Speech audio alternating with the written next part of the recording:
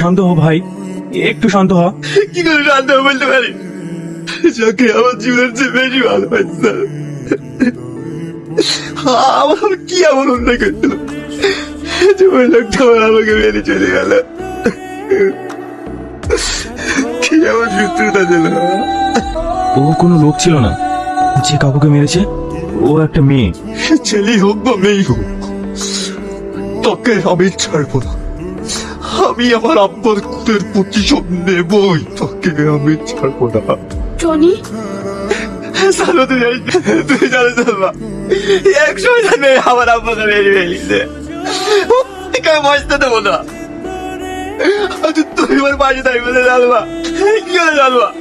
তুমি কিছু বলছো না, থাকবে। হ্যাঁ থাকবো, কিন্তু কোনো ক্ষেত্রে না, ওই বল ওখানে না আমার পর্যন্ত আমার বাপের আত্মা শান্তি পাবে না। ঠিক আছে মারিস, চ এখন কাকুর কাছে বসগা।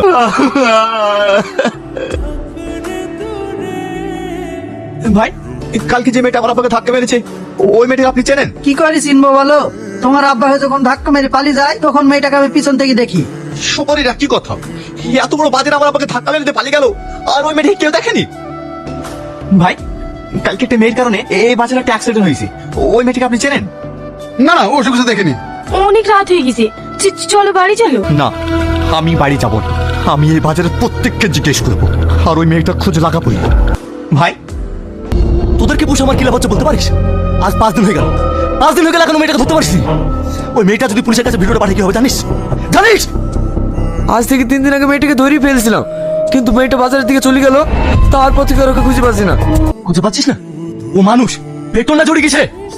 মেয়েটা এলাকাতে আছে, যা খুঁজে বের কর। ঠিক আছে বস। দেখো, কারোর বাবাই সারা জীবন বেঁচে থাকেন, যেটা হয়েছে ভুলে গিয়ে চলো না আমরা নতুন করে জীবন শুরু করি। না, আমি আমার আব্বার খুনের প্রতিশোধ না নেওয়া পর্যন্ত আমি বিয়ের সাথে কিচ্ছু করবো না। এটা তো হতে পারে মেয়েটা নির্দোষ, হয়তো ভুলবশত তোমার আব্বার সাথে ধাক্কা লেগে অ্যাক্সিডেন্ট হয়ে গেছে। চুপ করো, তোমাদের অসাপারে কথা বলবো না। দ্বিতীয়বার যদি এরকম কথা বলো না, তোমার সাথে চিরদিনকার জন্য সম্পর্ক নষ্ট করে দেবো। তুমি সবসময় এরকম মেজাজ নিয়ে কথা বলো কেন? বলবো না, কারণ বাপটা আমার বলছে, তোমার না। এই বাবা মনে হচ্ছে কতটা যন্ত্রণা সেটা আমি বুঝে, তাই আমাকে ডিসাইড করতে দাও, আমি কি করবো আর করবো না। টনি, টনি, মেয়েটা এবার ধরা পড়ে যাবে। সিসিটিভি ফুটেজ পাওয়া গেছে, তাড়াতাড়ি চল। হ্যাঁ ঠিক আছে, চল। কি বাবা, তুই বসে কেন? চলো।